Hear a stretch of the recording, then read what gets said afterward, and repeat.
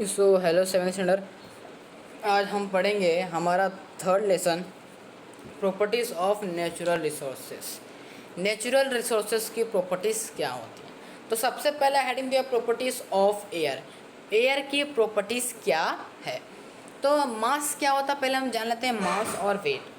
मास क्या होता है? कितना एक्चुअल मैटर आपके बॉडी में कंटेंट है, यानी कितना एक्चुअल मैटर आपके बॉडी में पाया जाता है। जैसे एक्चुअल मैटर मतलब सॉलिड, लिक्विड, गैस, ये तीनों कितना आपके बॉडी में पाया जाता है उसको हम क्या बोलते हैं? मास। वेट क्या होता है? मास के ऊपर जो आपका मास है उस पर कितना ग्रेविटेशनल फोर्स एक्ट कर रहा है उसको हम क्या बोलेंगे? वेट बोलेंगे। अब एटमॉस्फेरिक प्रेशर क्या होता है? एटमॉस्फेरिक प्रेशर किसको बोलेंगे? वातावरण का प्रेशर, यानी एटमॉस्फेयर का प्रेशर हम पर कितना है।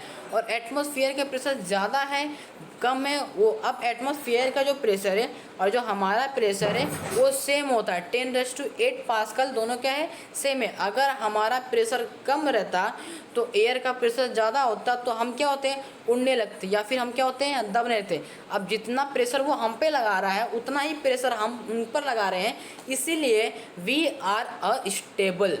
इसलिए हम क्या हैं? स्टेबल हैं। अब जैसे यहाँ पे देख रहे हो, किसी ने वहाँ पे दो बलून्स रखा हुआ है और एक बलून्स में हवा भरा हुआ है, एक बलून्स में हवा नहीं भरा हुआ है। तो जिस बलून्स में हवा भरा हुआ है, जाहिर सी बात है उसमें हमने ऑक्सीजन डाला है, तो उसमें ऑक्सीजन, तो ऑक्सीजन के मॉलिक्यूल्स क्या हो गए? भारी हो गए। तो इसलिए जिस साइड हवा भरा हुआ है उस साइड प्रेशर क्या है? ज़्यादा है। अब सेकंड कंडीशन क्या बोल रहा है? आपने सिरिंज लिया, सिरिंज, हाँ, अब उस सिरिंज में क्या कर रहा है?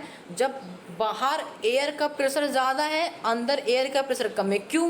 क्योंकि अंदर अभी आपने बंद रखना है, आप जैसे ही खोलोगे सिरिंज को तो क्या होगा? प्रेशर अंदर की तरफ आएगा।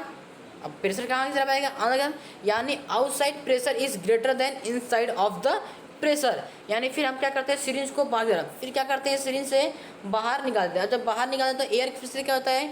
बाहर की तरफ निकलता है। इसका मतलब क्या हुआ कि चारों ओर एटमॉस्फेयर का प्रेशर जो होता है, डायरेक्शन जो होता है, पूरा क्या होता है? सेम। यानी जहाँ भी चले जाओ वहाँ पे एटमॉस्फेयर का प्रेशर जो रहेगा क्या रहेगा? चारों ओर सेम टू सेम रहेगा।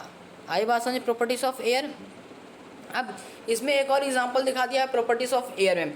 फॉर एग्जाम्पल ये प्रैक्टिकल आप लोगों ने अपने घर में बहुत बार किया हुआ है, एक बार नहीं 10 बार किया हुआ है, ठीक है। अब फॉर एग्जाम्पल आपके घर में ड्रम है, ड्रम, हाँ। अब ड्रम में क्या किया आपने? एक पाइप लिया और पाइप में सब फटाफट फटाफट ऐसा डाल के सांस जैसे एटमॉस्फेयर का प्रेशर सांस अंदर लिया। अब बाहर प्रेशर ज़्यादा है, अंदर कम है, तो जाहिर सी बात है कोई भी चीज़ कहाँ से कहाँ ट्रेवल करता है? Lower to high. ये याद रखना, कोई भी चीज़ कहाँ से कहाँ ट्रेवल करेगा? लोअर टू हाई करता, फिर हाई टू लोअर ट्रेवल करता, सॉरी, हाई टू लोअर। अब हाई टू लोअर ट्रेवल करेगा ना, अंदर प्रेशर कैसा है? डेंसिटी ज़्यादा है, बाहर क्या है? कम है। तो जैसे हम ऐसे करके फटाफट फटाफट करेंगे तो पानी क्या होता है? बाहर की तरफ आता है। पानी क्या होता है? बाहर। इसका मतलब क्या हुआ? प्रेशर जो था बाहर की तरफ कैसा बढ़ रहा है? अब ज़्यादा बढ़ता है, ज़्यादा। ये एक्सपेरिमेंट आपने घर में एक बार नहीं 10 बार किया हुआ है। नेक्स्ट क्या है? फिर ये पानी देख रहे हैं, बर्फ़, हाँ। अब मैं बर्फ़ को क्या किया? उसने बर्फ़ को एक छोटे से ग्लास में रखा हुआ है। क्या किया हुआ है? ग्लास में रखा हुआ है।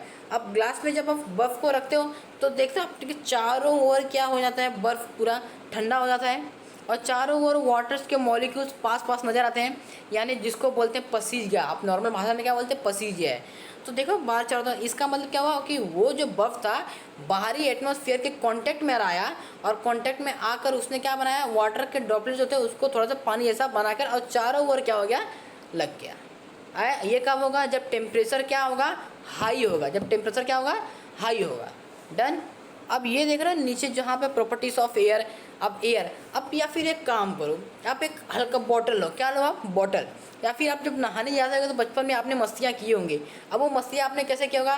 बॉटल है, बॉटल को उल्टा किया, या फिर सॉरी मग, जग है, जग को ऐसा उल्टा किया और पानी भरा हुआ है मुंह तक और पानी में से कर दिया, बुड़ बुड़ बुड़ बुड़ बुड़ बुड़, पानी आता है कि नहीं? आपने देखा होगा पानी कैसे आता है? बुड़ बुड़ बुड़ बुड़ बुड़ ऊपर की तरफ आने, यानी प्रेशर कहाँ की तरफ बढ़ रहा है? ऊपर की तरफ बढ़ते चले जा रहा है। जब अब देखो वहाँ पे दिखा रहा है, देख रहे हैं यहाँ पे, जैसे उसने ऐसा डाला तो पानी ऊपर की तरफ बुड़ बुड़ बुड़ बुड़ करते चला रहा है। ये भी आपने क्या बचपन में जब आप नहाने जाते हो तो बहुत सारी मस्तियाँ आपने ऐसे भी की होंगी।